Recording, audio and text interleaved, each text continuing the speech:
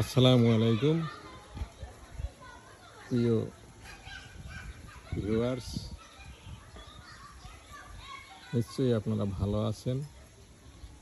এখন প্রায় বেলা দুটো দুটো বাজতেই কিছুটা সময় বাকি আছে। বাচ্চারা এখন টিফিন করতেছি, ওদের টিফিন এখনও শুরু হয়নি, শেষ হয়নি।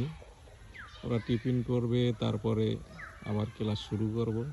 এই ফাঁকা সময়টা একটু চিন্তা করলাম যে একটু প্রকৃতি নিয়ে একটু কিছু কথা বলি।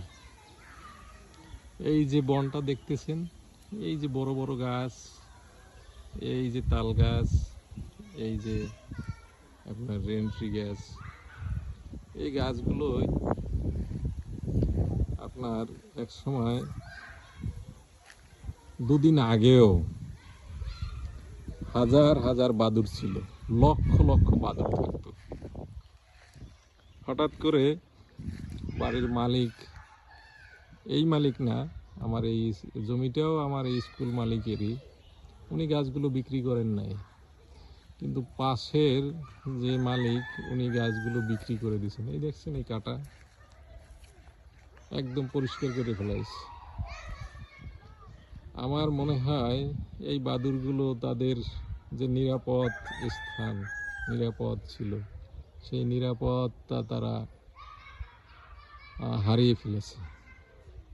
তাদের যে নিরাপদ একটা জায়গা ছিল, সেই জায়গাটা হয়তো তারা আর নিরাপদ মনে করে নাই, তাই তারা একটি বাদুড়ও নেই। দেখেন, এই সময় আপনি গাছের দিকে তাকাইলে দেখা যায় তো হাজার হাজার বাদুড়।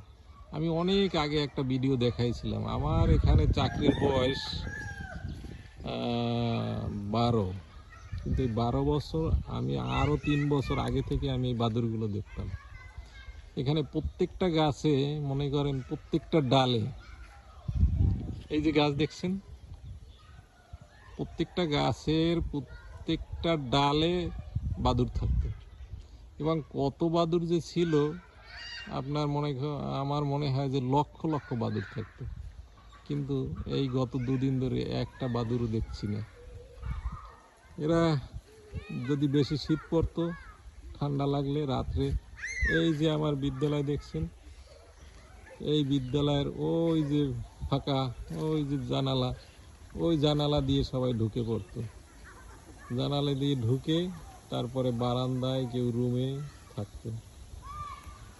সকালবেলা যখন স্কুল খুলতাম তখন এসে দেখতাম যে এই বাদুড়